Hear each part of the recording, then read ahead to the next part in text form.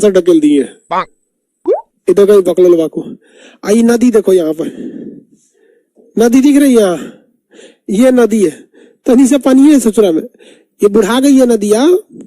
ये हचाक हचाक काटी थी आज से लगभग करोड़ों साल पहले। ये बराबर जमीन था, उसको काट कूट के भी आकार गार्ज आई, हचाक हचाक काटी यहाँ पे। इसे मार दे, लाते मार दे ना, हचाक से गिरेगा में जाके यहाँ पे डेथ। सीबीएसई वाला मरता है ऐसे तो उसको डेथ बोला जाता है, हिंदी में मर जाता मुंह गईलो हो गया। देखो यहाँ पे ये क्या है, ग्रैंड कैनियन है। यहाँ पे समझा गया कि नहीं गया? सबका अपना अपना मेंटेलिटी होता है, हर धर्म की मेंटेलिटी अलग होती है और हर बोर्ड के लड़कों की मेंटेलिटी अलग होती है। अगर आप यहाँ सीबीएसई बोर्ड का लड़का खड़ा करेंगे ना, देखिए ये ग्रैंड कैनियन है, ये क्या है, ग्रैंड कैनियन।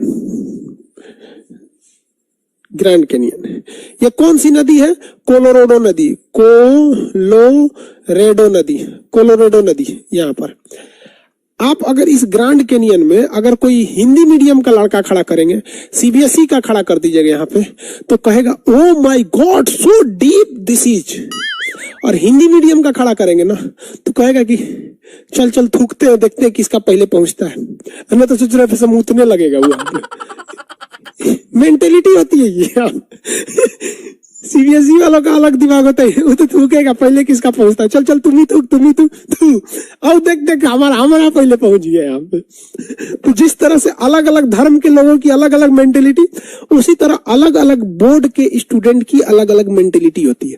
वो डिपेंड करता है कैसे सराउंड में। आप बताओ हम गलत बोल रहे हैं? यही होता है। बचपन में हम लोग भी थूकते थे लोग, हम सीबीएसई बोर्ड से पढ़े हैं। आधा सीबीएसई बोर्ड, मैट्रिक के बाद छोड़ दिए सीबीएसई। तो ये समझ में आ गया ग्रैंड कैनियन क्या होता है। ग्रैंड कैनियन जो है वो एक बहुत बड़ा गड्ढा है। किस नदी द्वारा बनाया गया है? कोलोराडो नदी के द्वारा बनाया गया है। अमेरिका में कोलोराडो नदी है, उसके द्वारा इस ग्रैंड कैनियन को बनाया गया है। समझ में आ गया आप लोग को? नहीं समझा सब?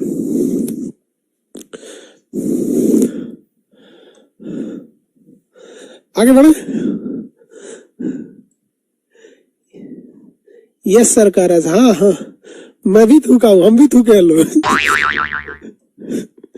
बहुत बदमाश होता है हिंदी मीडियम का लड़का। सीबीएसई वाला लड़का बदमाश नहीं होता। तो आज के लिए इतना ही। और ब्रह्मांड से रिलेटेड कुछ लोगों के सिद्धांत को भी दिए थे और बताए थे कि टालमी इतना बड़ा लोल था, जिस टालमी ने क्या कहा था कि टालमी ने कहा कि भैया सूर्य ही घूमता है। टालमी ने क्या बोल दिया कि सूर्य घूमता है, जबकि टालमी के सिद्धांत को काट दिया गया। टालमी के सिद्धांत को किसने काटा था? कॉपरनिकस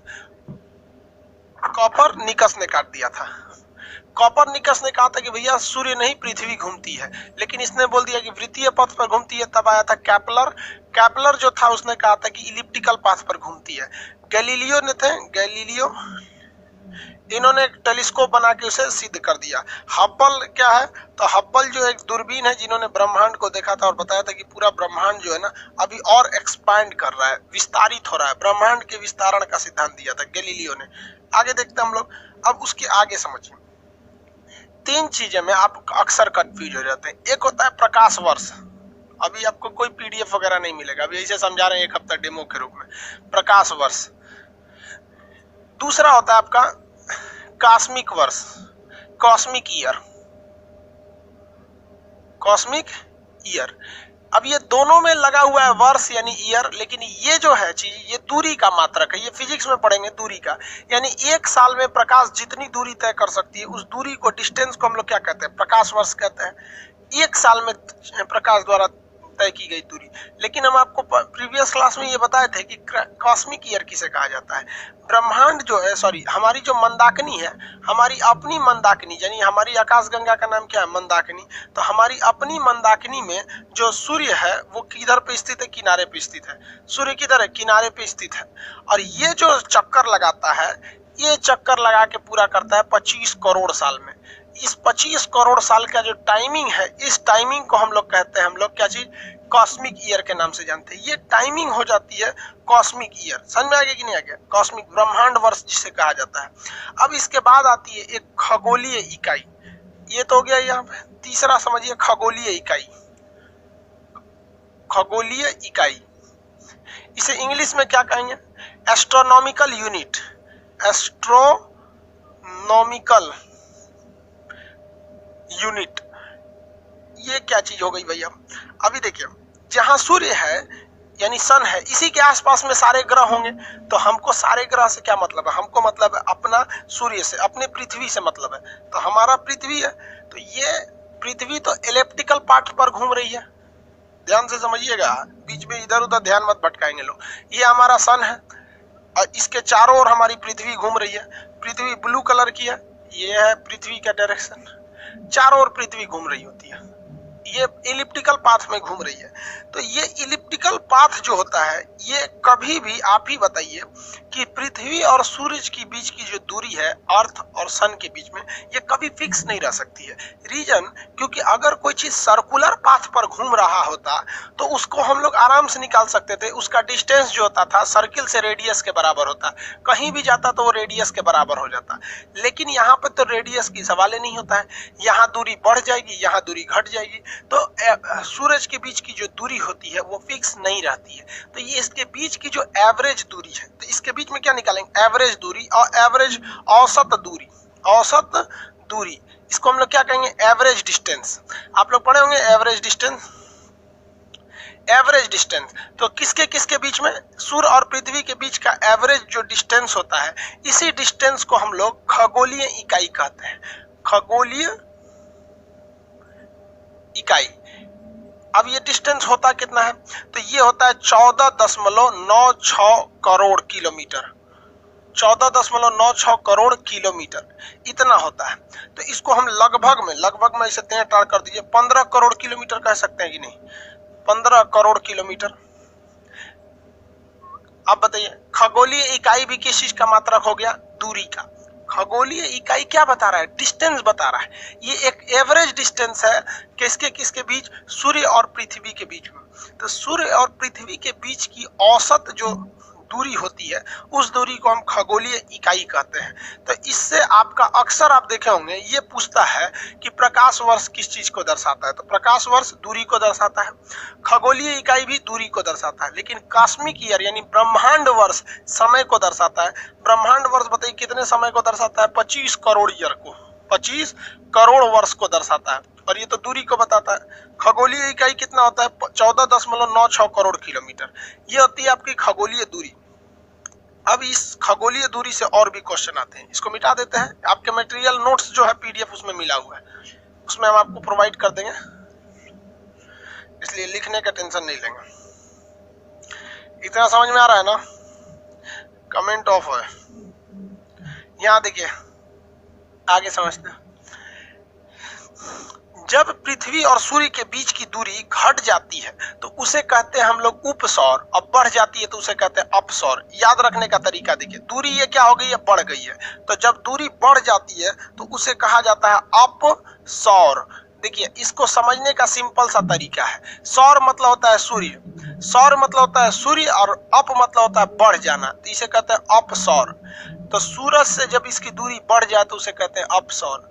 लेकिन जब ये दूरी घट जाए तो उसे कहते हैं उपसौर। क्या कहेंगे? उपसौर। किसी चीज के पहले उप लगा देंगे तो घट जाता है। सौर्य उपसौर मतलब सूर्य से दूरी घट गई। जैसे राष्ट्रपति में उप लगा देंगे तो उपराष्ट्रपति, प्रधानमंत्री में लगा देंगे उसका वैल्यू गिराना है तो उप प्रधानमंत्री। समझ में है कि नहीं? पत्नी में वैल्यू गिराना है तो उपपत्नी। उपपत्नी किसको कहा जाता है? नहीं पता? ये सबको पता है। तो ये हो गया अपसौर उपसौर। लेकिन इसमें पगला जाएगा सर सीबीएसई बोर्ड वाला कि सर हिंदी मीडियम वालों को आपने तो ट्रिक बता दिया और इंग्लिश मीडियम वाला कहाँ जाएगा सर? तो वो भी देखो भाई, कोई चीज बढ़ जाना मतलब उसकी वैल्यू ज्यादा है, ए ग्रेड का है। कोई चीज बढ़ गया मतलब उसकी वैल्यू ज्यादा है, कितने ग्रेड का? ए ग्रेड का। तो इसे कहते हैं एपीहेलियन। क्या कहेंगे? एपीहेलियन। सीबीएसई वाला इसको क्या कहता है? एपीहेलियन। और इसका घट गया तो इसे कहता है पेरीहेलियन। पेरीहेलियन कहते हैं। तो एपीहेलियन और पेरीहेलियन क्या है ये तो समझ में आ गया। जब सूरज की हिंदी मीडियम वाले ट्रिक समझेंगे, सूरज मतलब होता है सौर्य, दूरी बढ़ गया तो अप सौर्य, अप सौर्य बढ़ गया अप सौर्य, घट गया तो उप सौर। घट गया तो क्या कहेंगे, उपसौर। तो बढ़ना और घटने से समझ में आ गया, क्योंकि पृथ्वी तो घूम रही है। आगे अभी धीरे धीरे समझिएगा, अभी स्टार्टिंग 3 क्लास में आपको क्या पूरा एस्ट्रोनॉमी थोड़ी समझ में आएगा, अभी थोड़ा सा धीरे धीरे समझते चलेंगे, आराम से आएगा। इंग्लिश मीडियम वाला कैसे याद रखेगा, दूरी बढ़ गई यानी वैल्यू बढ़ गया, किसी चीज का वैल्यू बढ़ गया तो ए ग्रेड का एपीहेलियन, घट गया तो पेरीहेलियन। ये तो आपका पूछता है सिंपल भाषा में, लेकिन कभी कभी डेट पूछ देता है।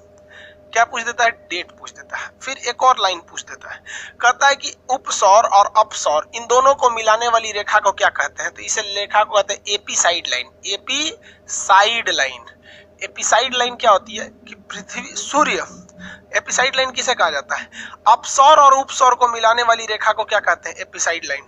अपसौर उपसौर को मिलाने वाली रेखा को एपीसाइड लाइन, अपसौर उपसौर को मिलाने वाली काल्पनिक रेखा एपीसाइड लाइन के नाम से जानी जाती है।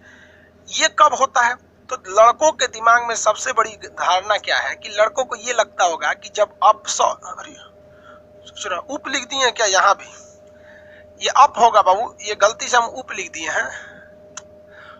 अरे हिंदी बड़ी टफ होता है, अप सौर, इंग्लिशों में गलती ये लिख देते हैं। बोल तो रहे थे ना सही। तो लड़कों को क्या लगता है कि जब अपसौर होगा यानी सूर्य से पृथ्वी बहुत दूर चल जाएगी तो ठंडा पड़ेगा। ना रे भैया, ठंडा ना पड़ेगा, ठंडा इस पे पड़ता ही नहीं है। ठंडा ये जाता है 4 जुलाई को। अब बताओ भाई, 4 जुलाई को तो हमारे यहाँ गर्मी होती है, भयंकर उमस वाली गर्मी बरसात के साथ साथ। तो जब दूर जाता है ना तो लड़कों को लगता है सर ठंडा पड़ेगा। नहीं भैया, ठंडा नहीं पड़ेगा, यहाँ पे पड़ती है गर्मी। अब वो क्यों है वो आगे समझाएंगे। और लड़कों को लगता है जब यह पास आ गया होगा तो धधक के खूब गर्मी पड़ेगा भाई 3 जनवरी को। और 3 जनवरी को हमारे यहाँ पड़ती है ठंडी, 3 जनवरी को ठंडी। तो अपसौर उपसौर से ये 4 क्वेश्चन आते हैं, पहले इसको समझेंगे फिर अभी समझाएंगे कि यहाँ गर्मी क्यों पड़ती है, दूर होने के बावजूद गर्मी क्यों पड़ती है। इतना तो समझ में आ गया, किसी को कोई दिक्कत नहीं। कब सबसे करीब आ जाएगा, 3 जनवरी। कब आएगा, 3 जनवरी। दूर जाएगा जुलाई। इसका भी एक ट्रिक याद रखिए, लड़का भूला जाता है जनवरी में ये कि जनवरी में ये। देखिए हम आपसे कहेंगे आप कौन महीना करीब होता है, जनवरी करीब होता है कि जुलाई करीब होता है, तो भाई जनवरी पहले महीना में आ जाता है तो करीब है, जुलाई 7वां महीने में आता है तो दूर है। इसका भी ट्रिक याद रखेंगे, समझ में आ गया। दूर कब जाएगा, तो जुलाई में, क्योंकि जुलाई दूर है। पास कब आएगा, जनवरी पहले में आ जाता है, जनवरी, क्योंकि साल की शुरुआत जनवरी से होती है, वो ऑलरेडी पहले ही रहता है वहां पर। ट्रिक से याद हो गया ना सब चीज, ट्रिक से याद हो गया तो फिर आगे समझाते हैं। ये समझ में आ गया कि नहीं आ गया। अपसौर उपसौर से कोई दिक्कत नहीं होना चाहिए, हटा के पूछते हैं, फटाफट जवाब दिए। जब सूर्य और चंद्रमा पृथ्वी के बीच की दूरी घट जाएगी तो उसे क्या कहेंगे, जेन्युइन है। घट जाएगी तो क्या कहेंगे, घट जाएगा तो उसे कहेंगे उपसौर, घट जाएगा तो उपसौर, इंग्लिश में पेरीहेलियन। घट गया यानी कम हो गया, तो जनवरी का महीना, कौन जनवरी, 3 जनवरी। देखिए ना आप इसमें भी अगर देखेंगे तो ये 3 है, एक 3 है, एक 4 है। कम कौन है, तो 3 है। कम कौन है, 3 है। सब चीज में ट्रिक है। कम हुआ तो उपसौर, पेरीहेलियन।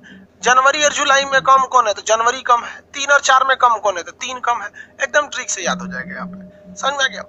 अब ये समझते हैं कि गर्मी यहाँ पे क्यों पड़ा जबकि यहाँ पे ठंड पड़ना चाहिए। इसका भाई बात समझ जाते हैं भाई। ये डिपेंड करता है कि हमारी जो पृथ्वी है, या ये सॉरी पृथ्वी, ये किस डायरेक्शन में है, कितनी झुकी हुई है, ये झुकाव पर डिपेंड करता है। अब देख लीजिए, हम आपको इंक्लाइन दिखा देते हैं।